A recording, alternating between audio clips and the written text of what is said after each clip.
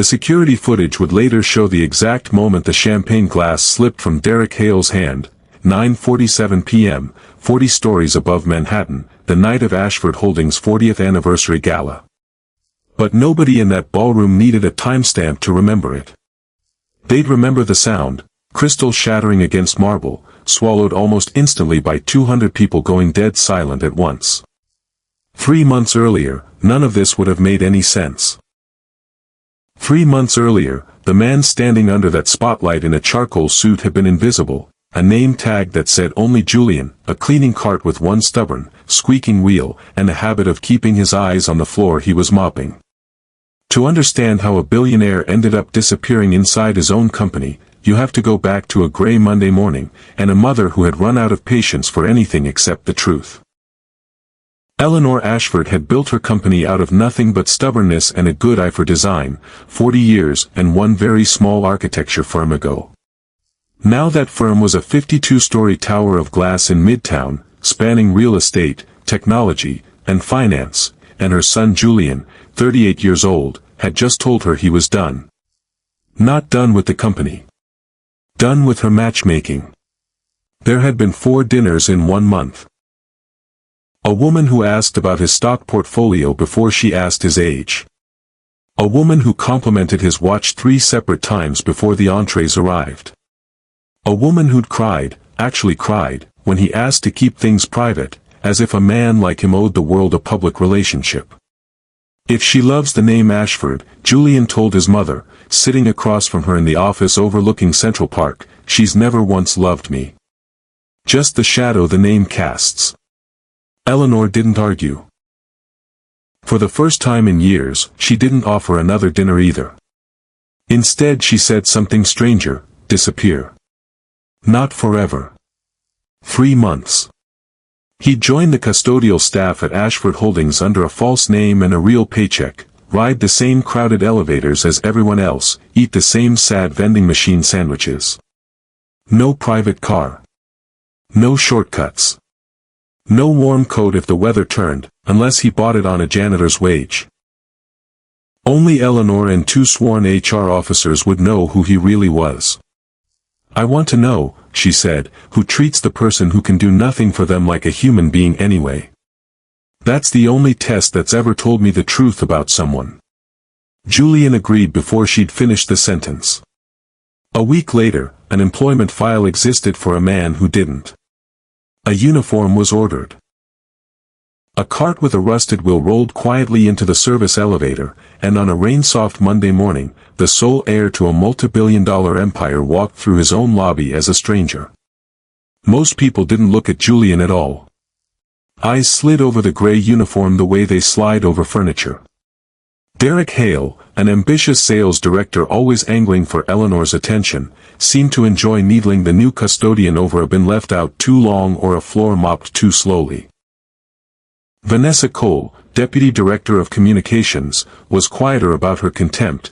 The old man with the mop, she called him once, well within earshot, never imagining he'd understood every word. Only one person in 52 stories treated him exactly the same whether he was carrying a mop or standing empty-handed by the elevators.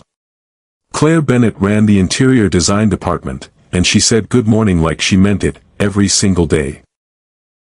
She brought him coffee some mornings, unprompted, because the machine on her floor pulled a better shot than the one downstairs. She thanked him, genuinely, not out of habit, every time he cleared away the wreckage of her team's late meetings. Julian found himself looking forward to those 30 seconds more than almost anything in his old life of boardrooms and earnings calls.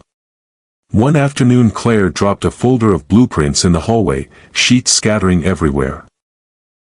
Kneeling to help her gather them, Julian noticed a structural error her own engineers had missed, a number that didn't line up with the load specs. He pointed it out, almost apologetically.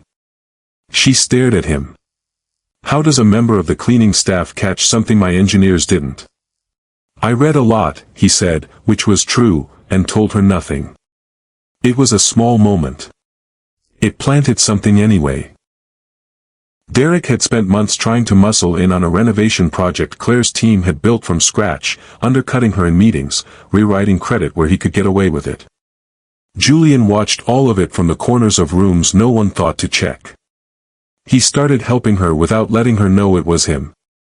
The printer that jammed 20 minutes before a client pitch got fixed by a man with a borrowed toolkit who vanished before anyone asked his name. The projector that died mid-presentation got a new life from someone who traced a loose cable behind a wall panel and slipped out before the lights came back up. A financial breakdown Claire was drowning in past midnight turned up on her desk the next morning, corrected, with an unsigned note suggesting a cleaner way to present the numbers, in handwriting that looked, she thought with a small private smile, oddly similar to the careful print on the daily cleaning logs. They started talking at the end of shifts, when the office emptied out and the building felt like it belonged only to them.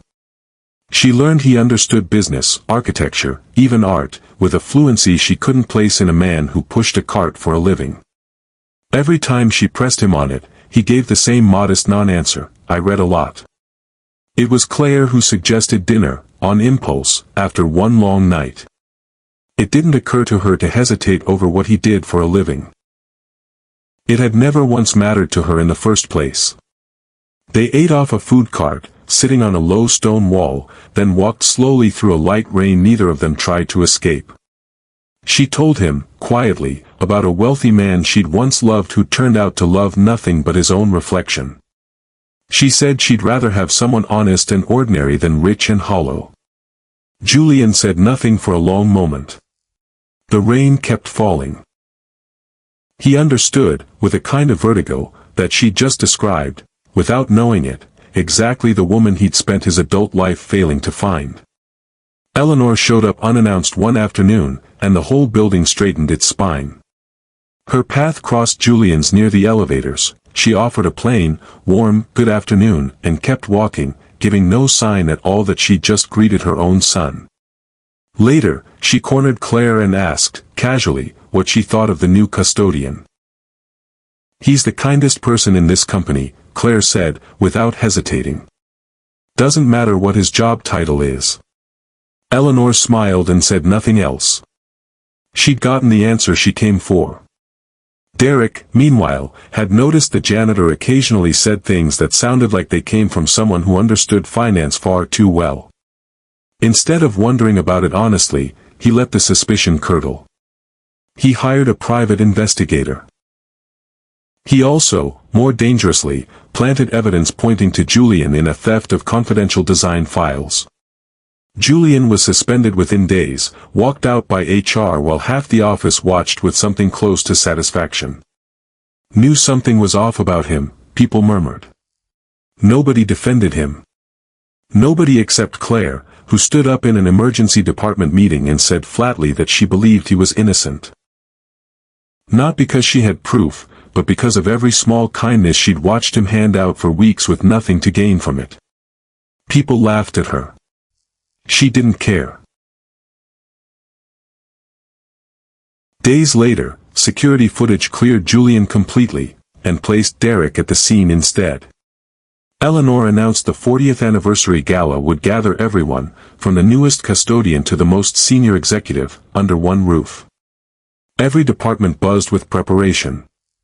Then, a week before it, Julian simply stopped showing up. His cart sat untouched by the supply closet. Nobody knew where he'd gone. Claire asked around quietly, then stopped asking, because the answers all amounted to nothing, and the not knowing sat in her chest like a stone. She told herself it meant nothing. She didn't believe it. The night of the gala, the lobby became a ballroom, music, champagne, 40 years of history glowing on screens along the walls. Claire moved through the crowd distracted, still turning the disappearance over in her mind, when the outgoing CEO took the small stage and announced the person who would lead Ashford Holdings into its next chapter. The spotlight rose on a man in a tailored charcoal suit.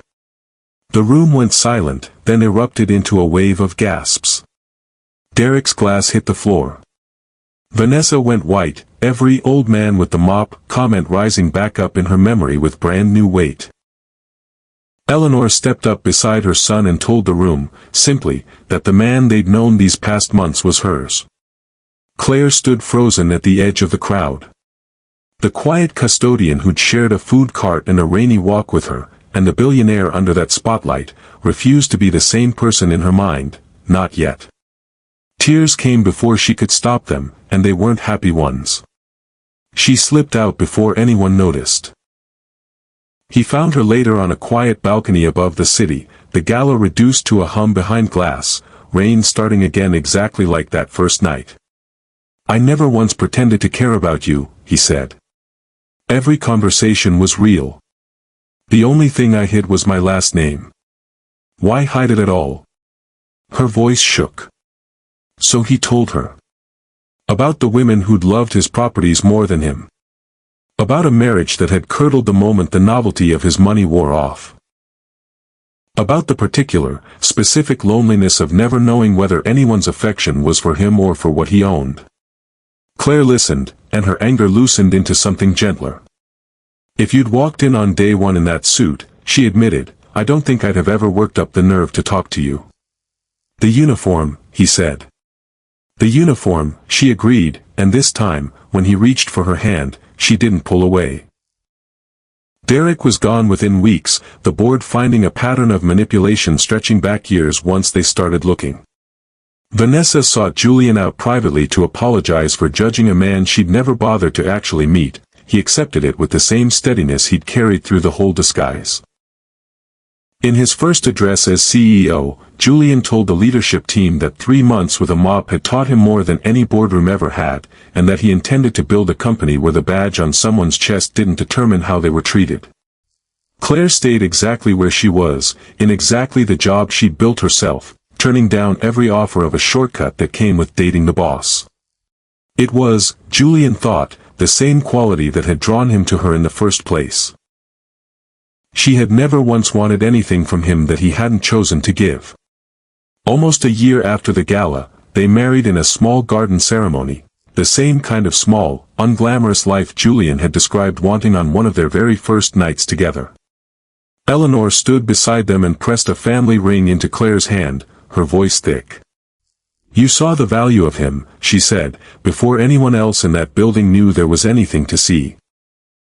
The story ends on an ordinary afternoon, Julian and Claire crossing the lobby where it all started, hand in hand, stopping so he can shake the hand of every member of the custodial staff on shift, the people who spent months teaching him something about dignity that no title had ever managed to. Real value, it turns out, was never the thing that had to be discovered. It was the thing that had been there all along, underneath a name tag nobody bothered to read.